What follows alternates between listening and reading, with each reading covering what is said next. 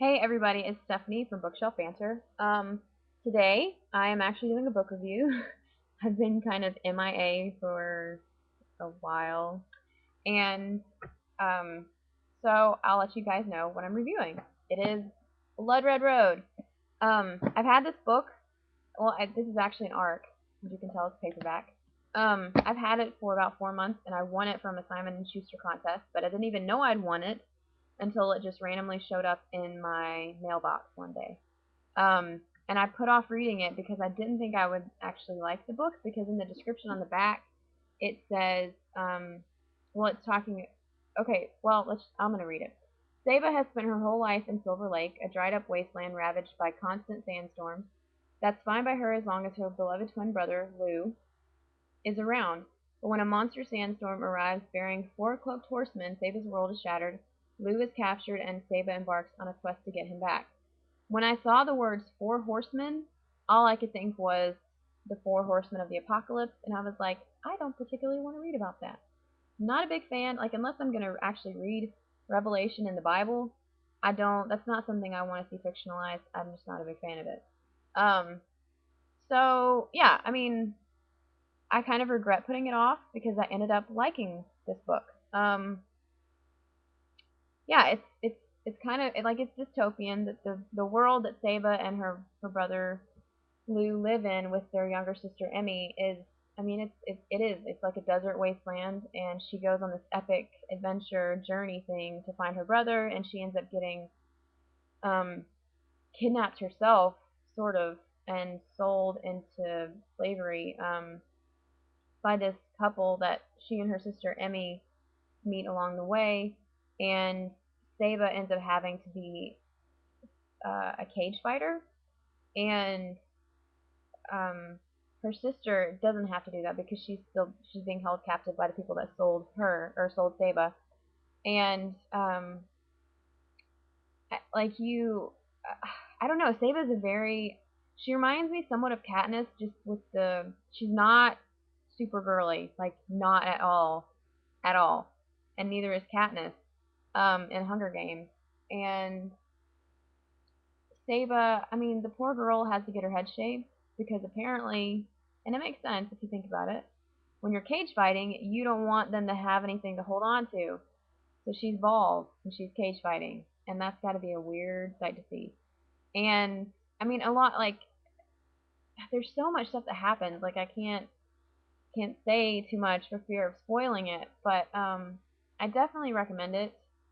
I will say that um, the writing style was really hard for me to get used to because it's written. I mean, I'm from the South, born and raised, and I've lived pretty much always in the rural South.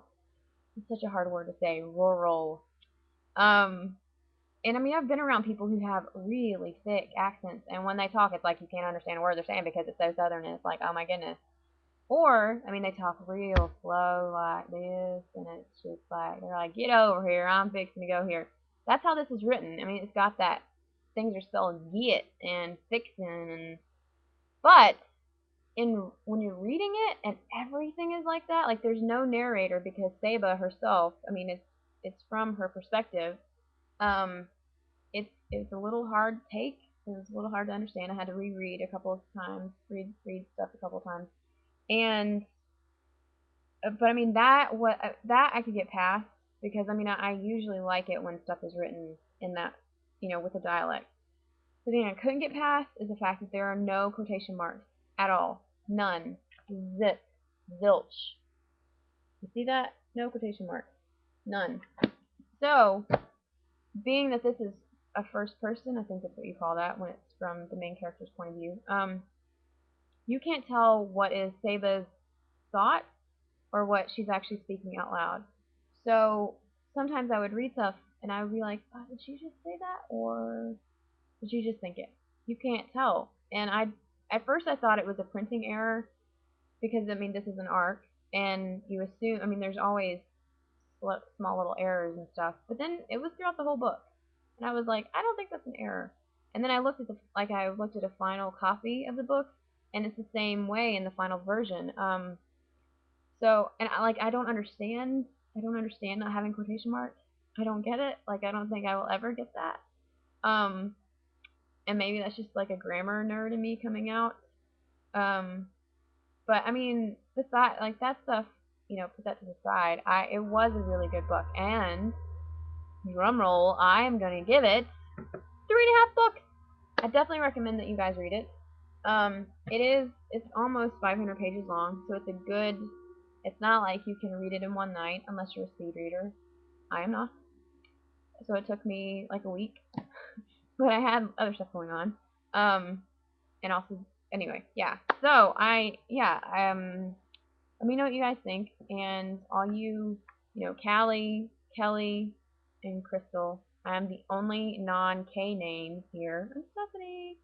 I think you guys should read it. I think you'd like it. If you like dystopian novels, I think you'll like it. If you liked the way that Matched was written, as far as like the simplistic style, not so much the phonetic, dialect thing, but I think you'll like it. Except this isn't a very clean society, and Matched is. Wherever they live, I can't remember the name of it. It's not very clean. So let me know what you guys think if you do read it. Definitely curious. Know if anybody else had a problem with there being no quotation marks. Alright. I'll see you guys later. Bye.